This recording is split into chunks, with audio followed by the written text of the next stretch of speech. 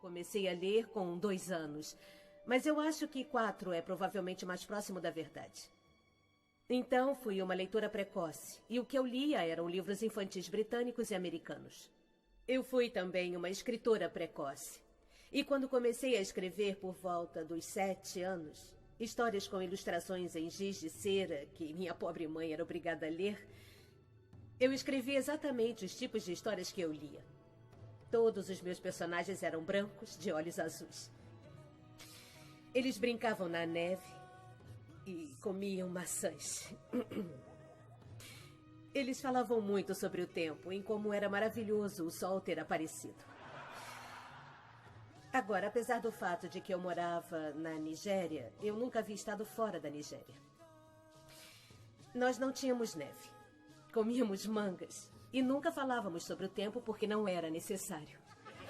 Meus personagens bebiam muita cerveja de gengibre porque as personagens dos livros britânicos que eu lia bebiam cerveja de gengibre. Não importava que eu não soubesse o que era cerveja de gengibre.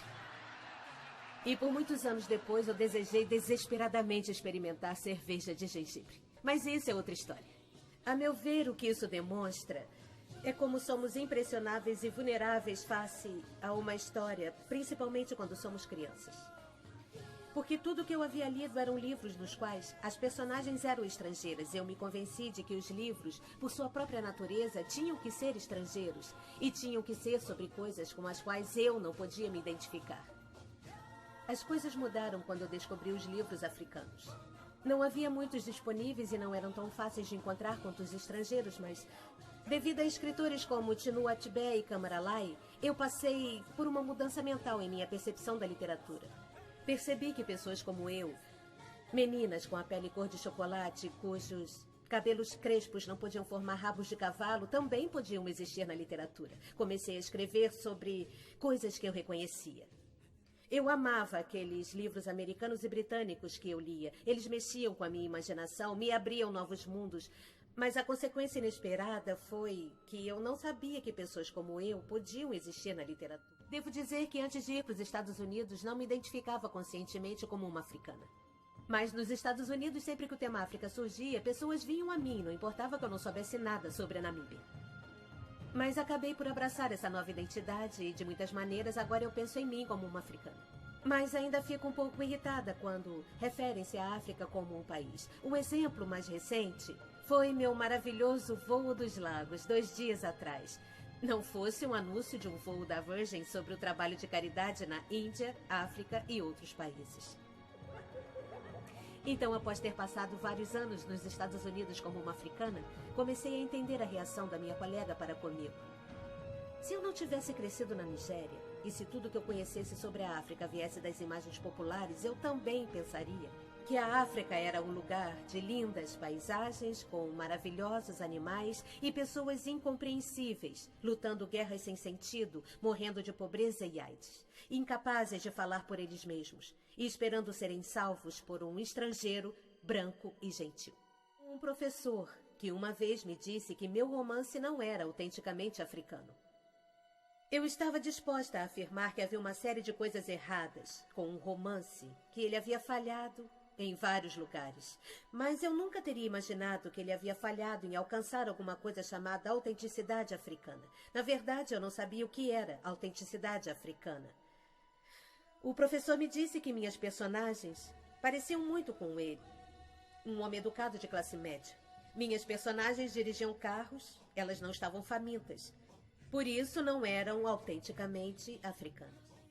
A única história cria estereótipos. E o problema com estereótipos não é que eles sejam mentira, mas que eles sejam incompletos. Eles fazem uma história tornar-se a única história. Claro que a África é um continente repleto de catástrofes. Há as enormes, como as terríveis violações no Congo. E há as depressivas, como o fato de 5.000 pessoas candidatarem-se a uma vaga de emprego na Nigéria.